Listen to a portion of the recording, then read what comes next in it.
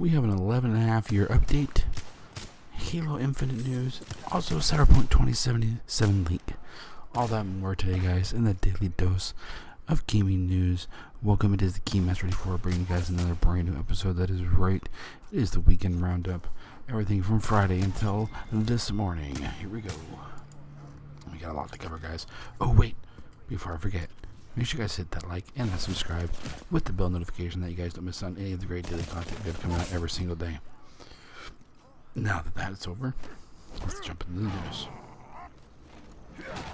Burnout Paradise, the original Xbox 360 version servers are finally shutting down. After 11.5 years of service, the servers for the original 2008 game will be closing on August 1st. That's only going to be affecting the Xbox 360, PS3, and PC versions. You'll still be able to do offline play, all that good stuff. Also, remastered servers are not affected. So all the remastered stuff, it's fine. It was remastered a few years ago, I think back in 2011 or 2012. So it's been remastered for a while, so if you guys have not picked it up, pick it up if you guys still want to play that. If not, have all your car destruction and barrel roll challenges done by August 1st. Next, Reggie Fils-Aimé, officially retired North American president of Nintendo, has been on Twitter a lot. I was taking some pictures of some gifts he received while he was retiring. And all of a sudden he tweeted one thing and it got a little bit more buzz than everything else than it probably should have. Retro Gaming sent a portrait of Reggie featuring him posing with various characters, and that's what he was working with over the years, including what appears to be a brand new, never before seen character.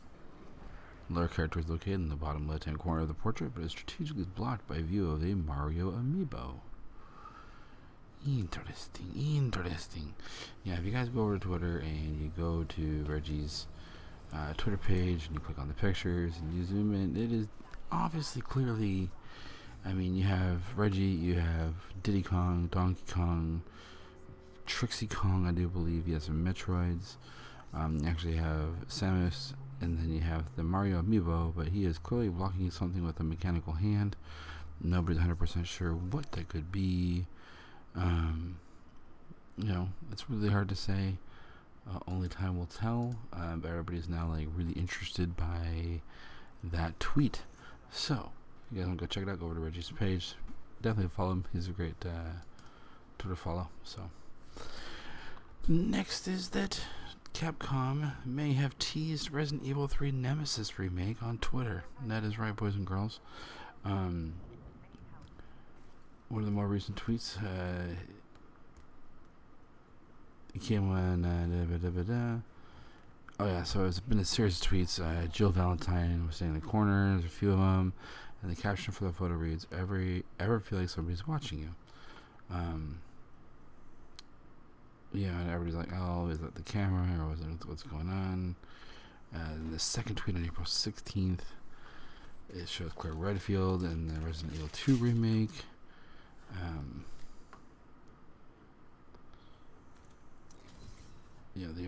There was a big hole in the wall, and it says clearly something or someone doesn't understand the concept of doors. What do you think happened to the wall here? You would think they would have made a reference to Mr. X, but they didn't. So that's why other people are thinking that. If you don't know if this is actually a tease, I'm sure we'll probably find out. We'll probably find out more at E3 2019. That's coming up soon. And then, because the leaked release date that was leaked a couple months ago was that January 2020 could be the next Resident Evil remake. Cyberpunk 2077 release date potentially leaked. With everything I've just talked about and everything I will talk about in the rumor section here, we have to take this with a grain of salt.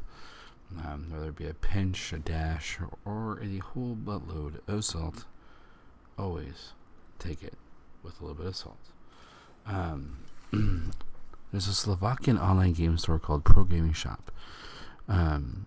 and they didn't use the standard placeholder release date for 2077, Cyberpunk 2077, but they claim that the game is launching on November 20th, 2019. A lot of people have written this off as bad information, but then international people are very quick to point out. They're like, well, actually that kind of makes sense, because if the Slovakia guy is saying it's coming out November 28th, that could be true, because guess what? Slovakia doesn't celebrate Thanksgiving. I know, it's crazy, but they don't. So it is definitely interesting to see what's going to be happening here. We got Warner Brothers distributing the game in North America. Bandai Namco is publishing it in 24 different European countries. Slovakia is not one of those, so we don't know who Slovakia's distributor will be yet. But it could actually be on the 28th, with the other ones falling on different days. It's an international launch, not a... the international launch could be over a couple days. It's definitely interesting. Obviously, again, E3 is coming up. I'm sure we'll hear more about it. It would make it to... it is hard to say, because everybody's trying to say right now if it's going to be a 2019 and 2020 release date, or if it's going to be just a 2020 release date. But we'll have to wait for E3 to find out more information. Cyberpunk 2070 is being developed for PC, PS4, and Xbox One that we know of so far. Rockstar has multiple unannounced games in development. That is right, guys. Animator Abhinav Raj Karnwal, who works on Rockstar at Rockstar India, and contributed to the critically acclaimed Red Dead Redemption 2, claims on his resume. Those found on Reddit.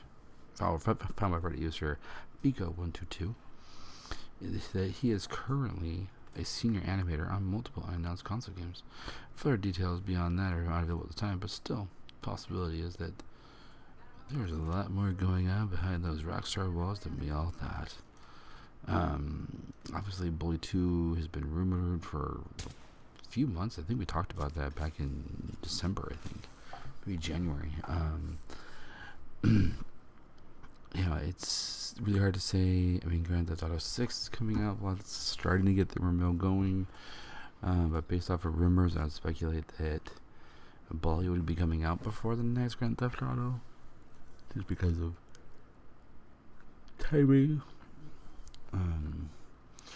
But then again, Rockstar also has like LA Noire, Manhunt, Table Tennis. There's so many different things that they could be doing. It's really hard to say. Definitely interesting to find out. Other news for you nice Take-Two folks over there. Take-Two Interactive, which owns publishers Rockstar Games and 2K, released in its SEC filings with investors on April 15th. They revealed that over 300,000 newly registered company shares. Those shares are being issued to Zelnick Media, Take-Two Interactive's management company, in the form of restricted stocks, which is technical terms, doesn't count under the company's portfolio until certain stipulations are met. One of those stipulations, of course, is the amount of revenue earned from recurrent consumer spending, which can be summed up to what normal people will call microtransactions, and how much people are actually spending on those microtransactions. The execs ended up taking a few dollars home. Zelnick Media could be getting anywhere from 1.26 to 2.25 or 2.52 million dollars. And that they do their microtransactions. In my opinion, one of the best ways possible. It's there. You don't have to buy it, but it is there to buy if you do wish to get it. So definitely interesting on that front. And this in The Last of Us 2, Joel and Ellie actors have been seen recently finishing up their mocap work for the game.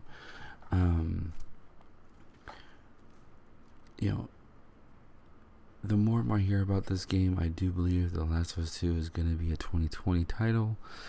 When in 2020, I don't know, because you got to think about, they got to get the mocap, they got to there's a lot of work that goes into it. They got the mocap skeletons, but even after that, they got to layer them up and put them in the environment.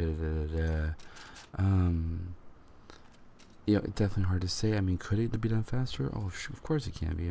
We can throw more people at it always, but will it be done faster? Because it's definitely not a game you want to mess up. So I don't know why they would push the envelope when clearly they are cool with doing what they've been doing so far.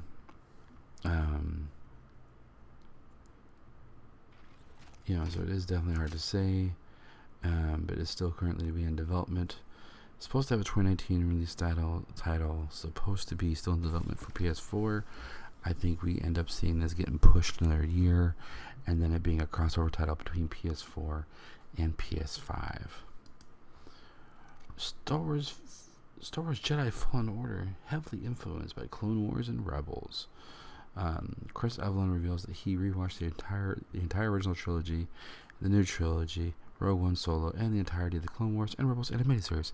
Avellone, who had previously made it clear that he isn't the biggest fan of Star Wars, but does seem that his research paid off, particularly when it comes to Clone Wars and Rebels. Chris Avellone admits that. I lost my reading here. He did admit that he was surprised how much he enjoyed Star Wars Rebels. He enjoyed the deep family-oriented approach. It was more exploring the Force outside of Jedi and Sith. How the philosophies came in was really interesting. So it's definitely interesting. I mean, we'll have to wait for more information to come out, especially if that is something that kind of heavily influenced the game, because his protagonist, Cal Kestis, is being hunted by the second sister, who is a member of the Inquisitor faction that was established in Rebels. And it's really difficult. He went on to say that it's really difficult to write within existing franchises. Everything adheres to the established rules of the universe, which Clone Wars helped Avellone discover is not so restricted in Star Wars. So it's definitely interesting. We'll have to wait and see what happens with the writing and how the game's story takes shape as we move forward. As we do know, of course, there will be no multiplayer or microtransactions within the game. This, combined with Avallone's extensive research in all things Star Wars, will hopefully go a long way into making it something truly special. If you were smart and bought a physical copy of Fortnite, you could be in for a big payday, guys. That's right. The Fortnite physical copies with the original box art, they've gotten pretty rare, very hard to find. They were already hard to find to begin with, and now people are trying to find them, and it's just getting more insane as we go. The most expensive ones being sold that has been sold so far was for $1,500. These seem to go anywhere from $150. And then a few listed at $300. It's definitely interesting to see this, because if anybody's gone out and tried to buy a copy of a PC game in general, like a physical copy of a PC game in general, it is not easy to do. So the fact that people are this diehard on getting a physical copy of Fortnite, which is an online free-to-play multiplayer game, so it's pretty funny to see that. And I don't know, it just goes to show you that no matter what in gaming, there will always be a place for physical media. When in doubt, physical media will always be here to stay, and people will always tend to want them. So just for example, right now, guys, I just went online. I typed in Fortnite physical copy. Let's see here. It's all Xbox. No one cares. That one's actually the original artwork, so that one's going for $100 because it's been opened. A lot of the ones that are open are going for about $100. If you actually have a sealed copy, about $300, $150 for an opened. Yeah, it's definitely interesting, guys. But if you guys want one, I found a whole bunch online real fast. If you can, try to go pick them up at your local GameStop or your local pawn shop and try to make a good churn on your investment. And the last piece of news today, which we're going to be talking about a little bit in depth, I think it is a very interesting story, and I'm really interested to see where it takes us. We got Halo Infinite news. As you guys know, I am huge into Halo. You guys might not actually know that yet, but yes, I am huge into Halo. So rumor came out on the 19th, so Friday, late Friday, I believe, that Halo Infinite is going to have a Battle Royale mode. Now, this is a rumor, grain of salt, like we said before, guys, a little bit earlier. Through our editor, Brad Sams, a Battle Royale is back on the plate for Halo Infinite. Sam's sources didn't go on with any further information beyond Halo Infinite's Battle Royale being different than what's currently available in the market. He does add that Microsoft is likely to feature Halo Infinite during E3 2019 in a big way.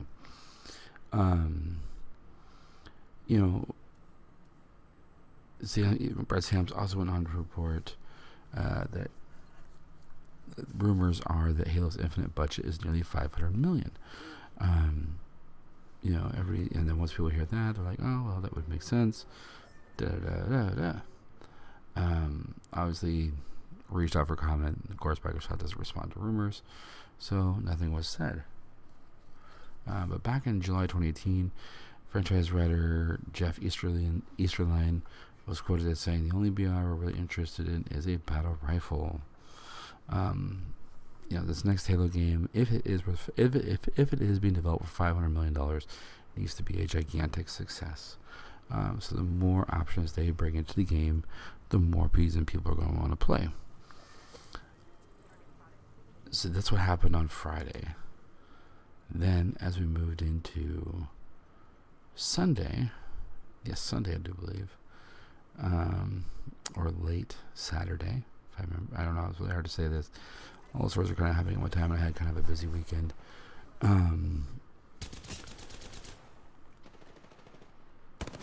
Frank O'Connor came on, and he was very upfront. And people were saying, a lot of people were writing with, he went on to comment that he hasn't watched any videos, read any articles. A lot of people are saying that Halo Infinite is launching. Brad Sams is very saying, no, the rumor is. So he said, I haven't, he apologized if he's misinterpreting the headlines. But as the 343 industry developer claims that the Halo Infinite Battle Royale rumors are not true. But his response is open to interpretation. It does seem that if 343 Industries was planned solely to include Battle Royale mode, O'Connor points out that players could make their own in the Forge for Halo 5 or the Master Chief Collection. It's a mode, not a genre. So take that as you will. He has gone on to, Frank O'Connor did go on to say, as far as Halo Infinite is concerned, the multiplayer modes are not 100% defined. So it's interesting to see,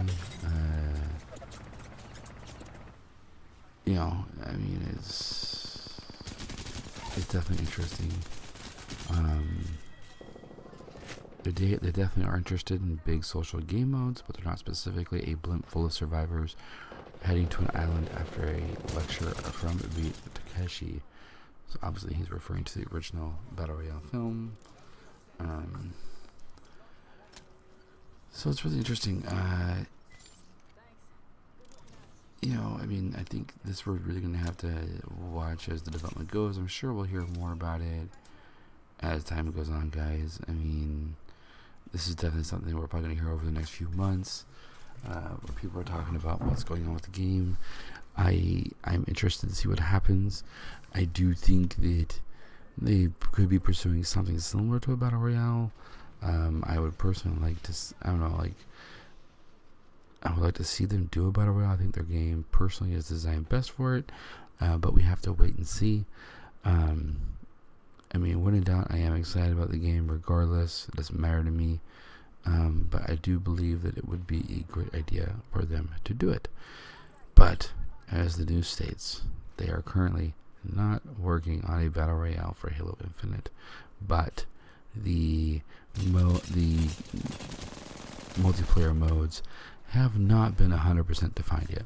So, with that being said, we have to wait to get the official word. So guys, with that being said, that has been the news day. Thank you guys so much for tuning in. As always, appreciate you guys. Long one, but it's the weekend roundup. It always seems to be a little bit longer. Well, with that being said, thank you guys. Appreciate you guys. Love you guys. Appreciate the support you guys been showing the channel. We got a new subscriber. Thank you guys so much for the new subscription. It means a lot to me. Make sure you guys are showing a lot of love with all the videos coming out. We're definitely going to start working on some things. I ended up picking up Game Pass. Plus, I also have been playing a little bit more of a few different games. So I definitely need to finish Assassin's Creed and move on to some other fun stuff for you guys. That way we can have a lot of fun. But with that being said, guys, that is it for today. We'll see you guys in the next one. Peace.